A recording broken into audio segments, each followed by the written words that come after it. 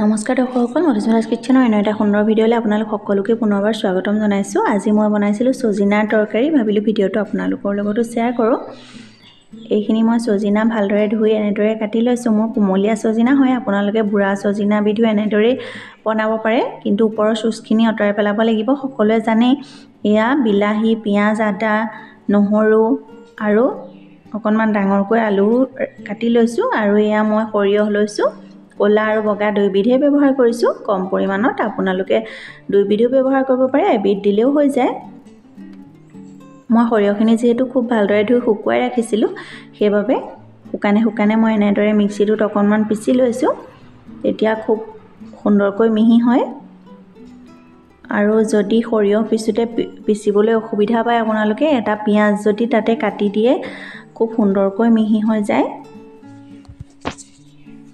এয়া চাওক, এনেদৰে অকণমান খচখচীয়া হোৱাৰ পিছতে মই কাটি যে ৰাখিছিলোঁ বিলাহী, আদা, নহৰু, পিঁয়াজ সকলোবোৰ একেলগে পিচি ল'ম, তেতিয়া পেষ্টটো খুব সুন্দৰ হয়।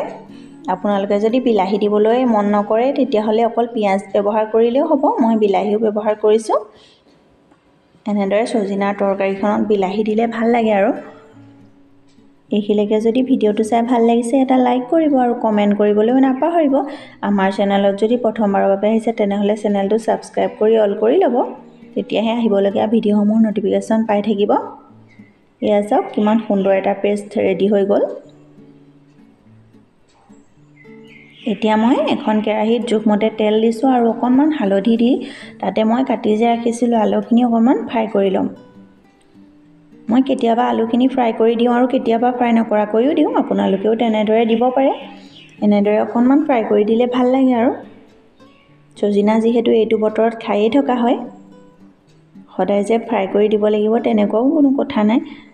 আজি ৰেচিপিটো আপোনালোকলৈ আগবঢ়াইছোঁ বাবে এনেদৰে মই অকণমান দেখাইছোঁ। যিসকলে এনেদৰে বনোৱা নাই বনাই চাবও পাৰিব। ছজিনা আমি এতিয়া ওলাওঁতেই খাব লাগে, যিহেতু ছজিনা আমাৰ শৰীৰৰ বাবে খুবেই উপকাৰী হয়। সৰু ল'ৰা ছোৱালীৰ পৰা বয়সীয়াল মানুহলৈকে ছজিনা সকলোৰে বাবে উপকাৰী। এয়া থাকি যোৱা তেলখিনিতে মই অকণমান পাঁচফোৰণ ফুটাই দিলোঁ আৰু পিচি যে ৰাখিছিলোঁ পেষ্টখিনি ইয়াতে দি দিছোঁ আৰু খুব সুন্দৰকৈ ভাজি লওঁ। কেঁচা গোন্ধটো যোৱালৈকে ভাজি লৈছোঁ। চাওকচোন, পানীখিনি শুকাই গৈছে, ভজা হৈয়ে গৈছেগৈ। আৰু এনেদৰে বনালে কিন্তু খাবলৈ খুবেই টেষ্টি হয়। এয়া মোৰ যিহেতু কুমলীয়া ছজিনা বৰ বেছি দেৰি উতলাই থাকিবলগীয়া নহয়। বুঢ়া ছজিনাটো এনেদৰে খাই ভাল লাগে। আপোনালোকে যিবিধ ছজিনা আপোনাৰ লগত থাকে সেইবিধকে এনেদৰে বনাই খাই চাবচোন। এতিয়া মই অকণমান জোখমতে নিমখো দি দিলোঁ আৰু ছজিনাখিনিও দি অলপ ভাজি লৈছোঁ। তাৰপিছত এয়া চাওক, জোখমতে পানী দিলোঁ। মই বেছি পানী দিয়া নাই, এনেদৰে ৰাখিছোঁ। এয়া চাওক, দেখিবলৈকে কিমান সুন্দৰ হৈছে, খাবলৈও খুবেই টেষ্টি হৈছিল। এনেদৰে যদি খাব বিচাৰে এবাৰ বনাই খাই চাব। এয়া চাওক, আমাৰ ছজিনাৰ তৰকাৰী ৰেডি হৈ গ'ল। ভিডিঅ'টো চোৱাৰ বাবে আপোনালোকক বহুত ধন্যবাদ জনালোঁ।